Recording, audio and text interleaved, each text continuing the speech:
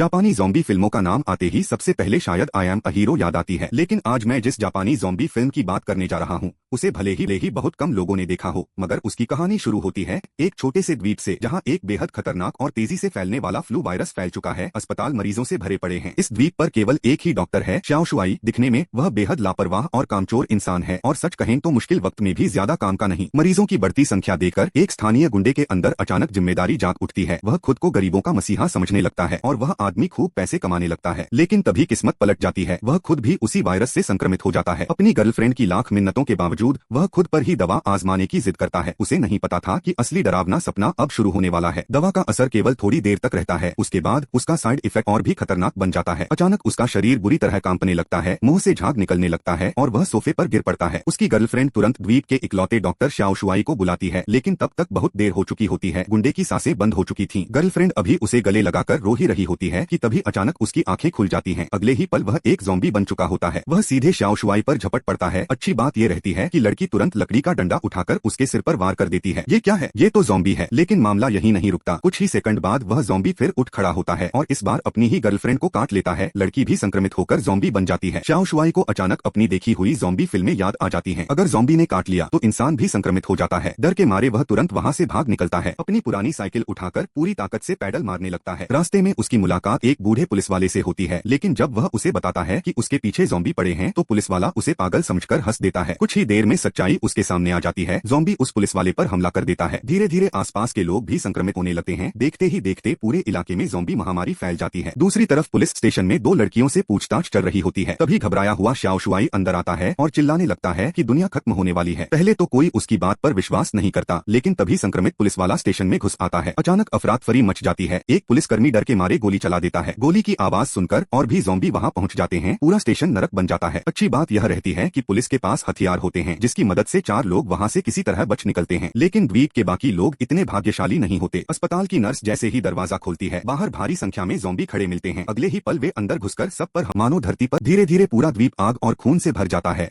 मानो धरती पर नरक उतर आया है। और अगले दिन चार लोग बिना कुछ जाने नाव में बैठकर उसी खौफनाक द्वीप की ओर बढ़ रहे होते हैं।